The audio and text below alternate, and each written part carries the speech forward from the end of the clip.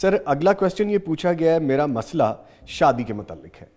میری عمر اس وقت 29 سال ہے اور ابھی تک میری شادی نہیں ہوئی، حالانکہ میری ملازمت بھی ہے اور میں شادی کرنے کی اہلیت بھی رکھتا ہوں، لیکن جب میں شادی کے مسائل سنتا ہوں، بچوں کی تربیت کے حوالے سے سننے میں آتا ہے تو بہت مشکل ہے۔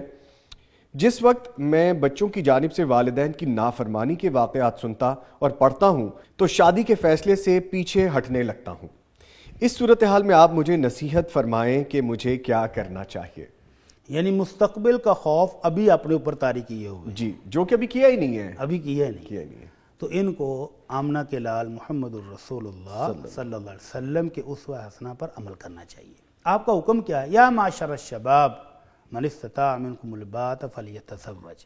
آپ نے نوجوانوں کو حکم دیا ہے کہ جس کے پاس بھی شادی کی طاقت، یعنی جسمانی طور پر فٹ ہے، اور یہ بھائی خود بتا رہے ہیں کہ میرے پاس سارے وسائل بھی موجود ہیں، جی، تو اس کو تو حکم ہے کہ شادی کرو۔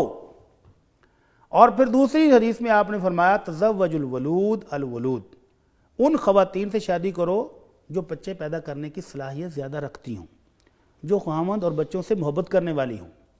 فإنی مقاصر بکم الامم، قیامت والے دن میں اپنی زیادہ امت پر، امتیں آئیں گی نا، تعداد آئے گی، اور اللہ کے نبی صلی اللہ علیہ وسلم فرماتے ہیں کہ جب نبی آ رہے ہوں گے تو کسی نبی کے ساتھ ایک امتی، کسی کے ساتھ 2، کسی کے ساتھ 10، کسی کے ساتھ 20، اور پھر ایک بہت بڑی امت آئے گی تو میں خوش ہو کر کہوں گا یہ میری ہے۔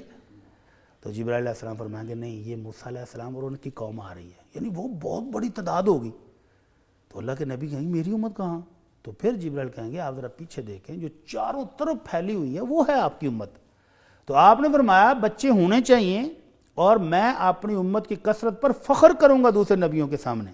تو یہ بھائی اللہ کے رسول کے حکم کو بھی ٹال رہے ہیں، اور جس بات پر اللہ کے نبی نے فخر کرنا اس کو بھی ٹال رہے ہیں، اور پھر یہ ایک اندیشہ ہے کہ اولاد اللہ دے گا تو وہ نافرمان ہوگی۔ بھائی آپ تربیت کریں، ایسے ہیرے تراشیں کہ وہ آپ کے لیے جنت کا باعث بن جائیں اور دنیا میں بھی آپ کی نیک نامی ہو۔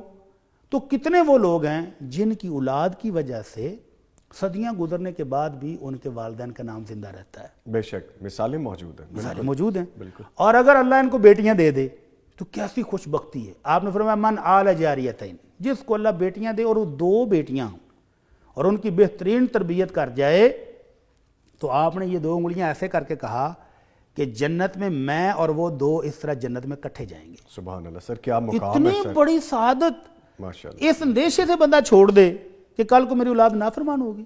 بھئی آپ یہ کیوں نہیں سوچتے کہ مجھے اللہ اولاد دے گا اور وہ اولاد میرے لیے دنیا ہی کو جنت بنا دے گی؟ وسوسوں سے نکلیں، وسوسوں سے نکل کے سنت ہے وہ فوری اپنا عمل لیں۔ کرنی چاہیے۔